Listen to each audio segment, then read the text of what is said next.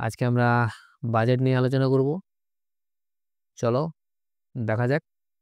কারণ 2025 এবং 26 অর্থ বছরের বাজেট মূলত গরিব, ইউথ, অন্নদাতা এবং নারী। এখানে অন্নদাতা হচ্ছে কৃষক, এদের উন্নয়নকে কেন্দ্র করে তৈরি করা হয়েছে। হুম এই বাজেটের লক্ষ্য হলো সমগ্র জনগণের আর্থিক সুরক্ষা, কর্মসংস্থান বৃদ্ধি, কৃষি এবং এমএসএমই খাতকে শক্তিশালী করা এবং সামাজিক কল্যাণের পরিধি বাড়ানো। এই বাজেটে কৃষকদের আয় বৃদ্ধি, যুবকদের কর্মসংস্থান, নারীদের ক্ষমতায়ন এবং গরিবদের জন্য বিভিন্ন সহায়তা প্রকল্প অন্তর্ভুক্ত করা হয়েছে। ঠিক আছে, এখন বিষয়টা হচ্ছে যে কিভাবে হবে সেটা আমরা ডিসকাস করব। পরিকাঠামো, প্রযুক্তি, শিক্ষা, স্বাস্থ্য, ডিজিটাল ইন্ডিয়াতে বিনিয়োগের মাধ্যমে ভারতকে আত্মনির্ভর করা, অর্থাৎ আত্মনির্ভর ভারত এবং দ্রুত অর্থনৈতিক প্রবৃদ্ধি অর্থাৎ ইকোনমিক গ্রোথ অর্জন করা এই বাজেটের অন্যতম প্রধান লক্ষ্য। এটি একটি ব্যালেন্স, ইনক্লুসিভ এবং ফিউচারিস্টিক বাজেট যা দেশের সার্বিক উন্নয়নের জন্য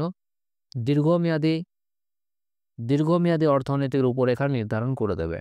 ঠিক আছে, চলো এবার আমরা ওয়ান বাই ওয়ান আলোচনা করে নেব বাজেট। প্রথমে আসছি ট্যাক্সেশন রিফর্ম, কর সংস্কার কি করা হয়েছে দেখা যাক। করমুক্ত আয়ের সীমা, যেখানে income tax exemption limit 12 lakh পর্যন্ত আয় করমুক্ত করা হয়েছে। ঠিক আছে, নতুন এই কর ব্যবস্থা 12 লাখ পর্যন্ত আয় করমুক্ত করে দেওয়া হয়েছে। টিডিএস এর সীমা বৃদ্ধি, টিডিএস লিমিট ইনক্রিজ করা হয়েছে। এখানে সিনিয়র সিটিজেনদের জন্য টিডিএস ছাড় 1 লাখ পর্যন্ত করা হয়েছে, আগে ছিল যেটা 50,000। তা এখানে ভাড়া বাবদ যেটা টিডিএস এর সীমা 2.4 লাখ থেকে 6 লাখ করা হয়েছে। নতুন দেখে না এবারে নিউ ট্যাক্স স্ল্যাব যেখানে 4 থেকে 8 লাখ ওদের 5% কর লাগবে, 8 থেকে 12 হচ্ছে 10% কর, 12 থেকে 16 লাখে যদি হয় তাহলে 15% কর, 16 থেকে 20 হলে 20%, 20 থেকে 24 হচ্ছে 25% কর এবং 24 লাখের হলে উপরে হলে 30% কর চাপবে। ঠিক আছে, এই নতুন এই কর স্ল্যাব তোমরা এই চার্টের মাধ্যমে তোমরা দেখে নিতে পারবে। দেখো এখানে খুব সুন্দরভাবে চার্ট করা আছে। ঠিক আছে, চলো নেক্সট দেখো কৃষি এবং গ্রামীণ উন্নয়ন, যেখানে এগ্রিকালচার এবং রুরাল ডেভেলপমেন্টের উপরে কি বাজেটে পেশ করা হয়েছে দেখে নেওয়া যাক। সেখানে আমরা দেখতে পাবো যে কিষাণ ক্রেডিট কার্ড, কেসিসিসি, তাহলে 5 লাখ পর্যন্ত ঋণের সুবিধা পাবেন, যেখানে 7.7 কোটি কৃষক, মৎস্যজীবী এবং দুগ্ধচাষী যেগুলো আছে ফার্মার্স, ফিশারম্যান, ডেয়ারি ফার্মার্স, এগুলোতে একটা ঋণের সুবিধা দেওয়া হবে। ঠিক আছে, উচ্চ ফলনশীল বীজ প্রকল্প, national mission on high yielding seeds, যেখানে জলবায়ু সহনশীল, যে ক্লাইমেট রেজিলেন্ট, হ্যাঁ জলবায়ু সহনশীল, তারপরে তোমার পেস্ট রেসিস্ট্যান্ট, তারপরে হচ্ছে তোমার হাই প্রোটিন বীজ উন্নয়নে বিনিয়োগ করা হয়েছে। মানে হচ্ছে তোমার জলবায়ু সহনশীল, রোগ প্রতিরোধী এবং উচ্চ প্রোটিনযুক্ত বীজ উন্নয়নে বিনিয়োগ করা হয়েছে। এইটা বিষয়টা ক্লিয়ার হয়েছে। চলো, প্রধানমন্ত্রী ধন্য ধান্য কৃষি যোজনা, যেটাকে এখানে নাম দেওয়া হয়েছে, সেখানে কি কি রয়েছে না, কৃষি জেলা উন্নয়ন প্রকল্প, ডেভেলপিং এগ্রি ডিস্ট্রিক্ট প্রোগ্রাম চালু করা হয়েছে। মাখনা বোর্ড, যেটা হচ্ছে মোস্ট ইম্পর্ট্যান্ট, বিহারে মাখনা বোর্ড ইন বিহার গঠন করা হচ্ছে। মাখনা চাষ ও রপ্তানি বৃদ্ধির জন্য বিশেষ বোর্ড গঠন করা হয়েছে। সেখানে তোমার আত্মনির্ভর ইন পালসের উপরে জোর দেওয়া হচ্ছে। 6 বছরের জন্য ডাল উৎপাদন বৃদ্ধি পরিকল্পনা নেওয়া হয়েছে। সেখানে তুর, উড়াদ, মুসুর, এগুলো মানে বেসিক্যালি যেগুলো বলা হচ্ছে যে এটা অড়হর ডাল, বিউলি ডাল, আর মসুর তো তোমরা জানোই। তো সেগুলো বৃদ্ধির পরিমাণ যাতে এদের উৎপাদনের পরিমাণ বাড়ে সেই জন্য ব্যবস্থা করা হবে। তারপরে সুতির উৎপাদন মিশন, যেটা মিশন ফর কটন প্রোডাক্টিভিটি, এটার উপর জোর দেওয়া হয়েছে। নেক্সট আসি আমরা এমএসএমই এবং যা ব্যবসার প্রসার, যেটা এমএসএমই এবং বিজনেস গ্রোথ, এর ক্ষেত্রে কি কি ব্যবস্থা নেওয়া হবে দেখে নেওয়া যাক।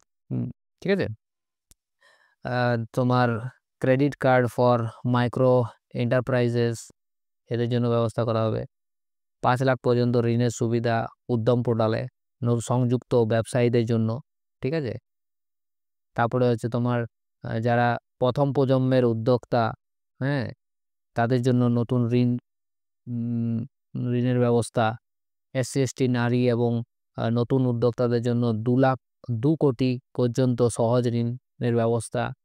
তারপরে তোমার আরেকটা বিশেষ ব্যবস্থা হচ্ছে খেলনা শিল্প, খেলনা শিল্পের জন্য নতুন পরিকল্পনা, বুস্ট টু টয় ইন্ডাস্ট্রি, এটা তো জোর দেওয়া হয়েছে। মেড ইন ইন্ডিয়া, যেখানে টেকসই খেলনার জন্য নতুন শিল্প ক্লাস্টার গঠন করা হবে। তাহলে এই সমস্ত বিষয়গুলো একবার দেখে নেবে। আর 4 নাম্বার যে বিষয়টাই আমরা আসবো সেটা হচ্ছে শিক্ষা এবং দক্ষতা, যেটা এডুকেশন অ্যান্ড স্কিল, যেখানে অটল টিঙ্কারিং ল্যাব, হ্যাঁ, 5 বছরে 50,000 সরকারি স্কুলে ওই ল্যাব স্থাপন করা হবে। হ্যাঁ, পরবর্তী 5 বছরে 50,000 সরকারি স্কুলে ওই ল্যাব স্থাপন করা হবে, অটল টিঙ্কারিং ল্যাব। ঠিক আছে, সব গ্রামীণ স্কুল এবং স্বাস্থ্য কেন্দ্রে ব্রডব্যান্ড সংযোজন করা হবে, যেমন তোমার হেলথ সেন্টারগুলো, সেগুলোতে বিভিন্ন রুরাল স্কুল, সেই ব্রডব্যান্ডের ব্যবস্থা করা হবে। সমস্ত সরকারি মাধ্যমিক স্কুল এবং প্রাথমিক স্বাস্থ্যকেন্দ্রে ব্রডব্যান্ড সংযোগ দেওয়া হবে। ভারতীয় ভাষা পুস্তক প্রকল্প, এই স্কিমের মধ্যে দেখে নেওয়া যাক। ডিজিটাল বিন্যাসে ভারতীয় ভাষায় পাঠ্য বই প্রদান করা হবে, হ্যাঁ, ডিজিটাল ফরম্যাটে। আইআইটি সম্প্রসারণ, এক্সপেনশন অফ আইআইটিস, অতিরিক্ত আসন এবং গবেষণার জন্য নতুন বরাদ্দ, এগুলো করা হবে। 5 নম্বর যে বিষয়টার উপর আমরা আলোকপাত করব সেটা হচ্ছে পরিকাঠামো এবং পরিবহন, ইনফ্রাস্ট্রাকচার অ্যান্ড ট্রান্সপোর্ট, যেখানে উড়ান প্রকল্পের উপরে জোর দেওয়া হয়, যে রিজিওনাল এয়ার কানেক্টিভিটি, 10 বছরে 4 কোটি যাত্রী পরিবহন লক্ষ্যমাত্রা রাখা হয়েছে। 120টি নতুন বিমানবন্দর সংযুক্ত করা হবে। ঠিক আছে, এটা একটু মনে রাখবে। 1.5 লাখ কোটি পরিকাঠামো ঋণ, ইনফ্রাস্ট্রাকচার লোন দেওয়া হবে। রাজ্য সরকারগুলোর জন্য 50 বছর সুদবিহীন ঋণের ব্যবস্থা করা হবে। ঠিক আছে, নেক্সট চলে আসছি আমরা 6 নাম্বার, স্বাস্থ্য সামাজিক কল্যাণ, যেটা হেলথ কেয়ার এবং সোশ্যাল ওয়েলফেয়ার। এখানে পুষ্টি 2.0 অর্থাৎ পোষণ 2.0, এটার উপর জোর দেওয়া হয়েছে, যেখানে সক্ষম অঙ্গনওয়াড়ি এবং শিশু মাতার পুষ্টির উন্নয়নের উপর জোর দেওয়া হবে। পিএম সেবানিধি স্কিম, যেখানে স্ট্রিট ভেন্ডারদের জন্য উচ্চ ঋণ সীমা, ইউপিআই সুবিধা এবং স্কিল ট্রেনিং দেওয়া হবে। এবার চলে আসছি আমরা অর্থনৈতিক প্রবৃদ্ধি, বিনিয়োগ, ইকোনমিক গ্রোথ অ্যান্ড ইনভেস্টমেন্ট, এগুলো কি বিভিন্ন এখানে দেওয়া হয়েছে, কত টাকা কত বরাদ্দ করা হয়েছে, কোন কোন বিষয়ে, এগুলো দেখে নেবে তোমরা।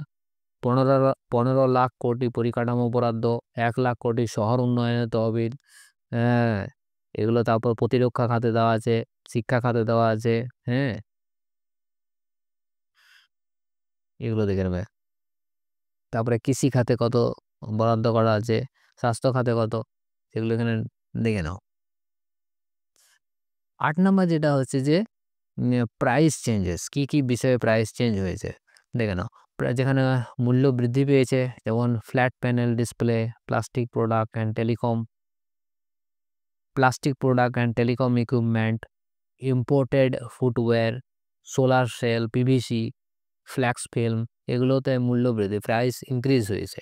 এবং যেগুলোতে মূল্য হ্রাস হবে, যেখানে প্রাইস ডিক্রিজ হবে, সেগুলো দেখে নাও। মোবাইল ফোনস, অ্যাক্সেসরিজ, তারপরে তোমার এইটা বড় ভালো একটা বিষয়, সেটা হচ্ছে cancer medicine and other essential drugs, এগুলোর মূল্য হ্রাস করা হয়েছে। তারপরে তোমার electric vehicles, EV batteries, frozen fish paste, critical minerals and marine product, এগুলোর দাম কম করা হবে। আর এবারে আমরা আসি যে চূড়ান্ত, যদি আমরা দেখি চূড়ান্ত মূল্যায়ন যদি করতে হয়, তাহলে কি কি বিষয়গুলো দেওয়া, তাহলে এটা একটা ব্যালেন্সড বাজেট, যা সকল শ্রেণীর মানুষকে উপকৃত করবে এবং কৃষি বলো, কৃষি, এমএসএমই, স্বাস্থ্য পরিকাঠামো খাতে বড় বিনিয়োগ করা হচ্ছে। আর তারপর হচ্ছে তোমার ডিজিটাল ইন্ডিয়া ও স্টার্টআপ উন্নয়নে জোর দেওয়া হয়েছে।